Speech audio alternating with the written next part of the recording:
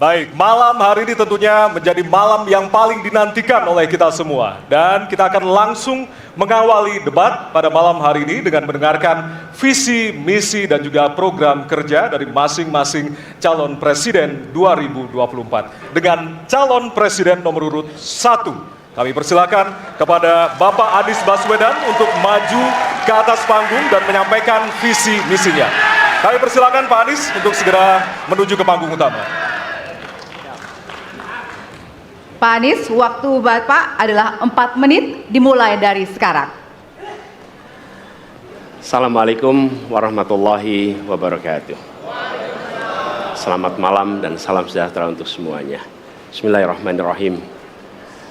Negara hukum menempatkan hukum sebagai rujukan utama untuk memastikan hadir rasa keadilan, memberikan kebermanfaatan, dan memberikan kepastian kepada semua.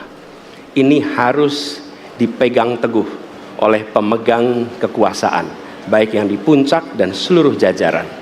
Tapi apa yang terjadi? Banyak aturan ditekuk sesuai dengan kepentingan yang sedang memegang kekuasaan. Apakah ini akan diteruskan? Tidak. Ini harus diubah. Ini harus dikembalikan.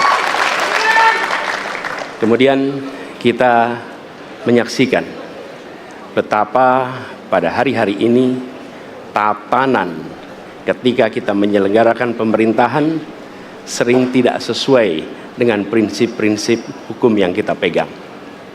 Karena itulah kami melihat perubahan ini harus kita kembalikan.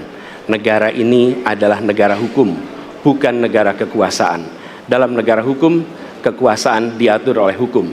Dalam negara kekuasaan, hukum diatur oleh penguasa. Dan kita tidak menginginkan itu terjadi.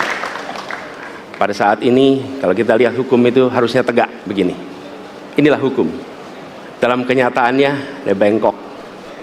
Dia tajam ke bawah, dia tumpul ke atas. Dan kondisi ini tidak boleh didiamkan, tidak boleh dibiarkan, dan harus berubah. Karena itu kita mendorong perubahan. Mengembalikan hukum menjadi tegak kepada semuanya.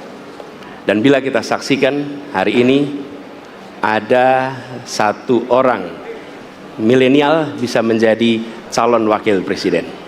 Tetapi ada ribuan milenial generasi Z yang peduli pada anak-anak bangsa, yang peduli pada mereka yang termarginalkan. Ketika mereka mengungkapkan pendapat, ketika mereka mengkritik pemerintah, justru mereka sering dihadapi dengan kekerasan, dihadapi dengan benturan, dan bahkan gas air mata. Apakah kondisi ini akan dibiarkan?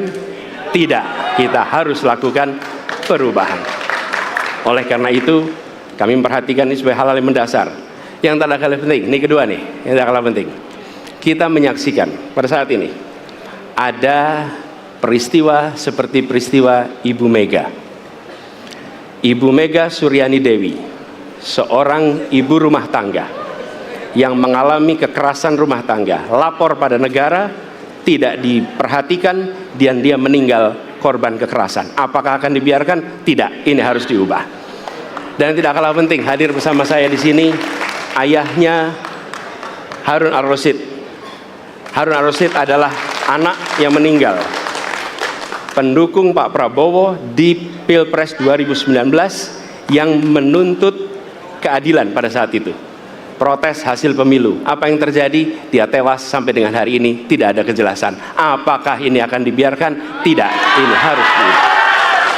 Karena itu kami mendedikasikan diri hadir untuk memberikan komitmen bahwa dari puncak sampai ke bawah kami akan tegakkan hukum pada siapa saja. Kami kembalikan marwah kehidupan bernegara yang menempatkan hukum sebagai tempat yang paling tinggi.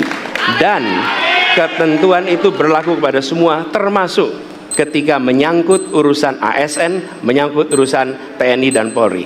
Terima kasih. Assalamualaikum warahmatullahi wabarakatuh. Terima kasih. Bapak Anies, kami persilakan kembali ke tempat.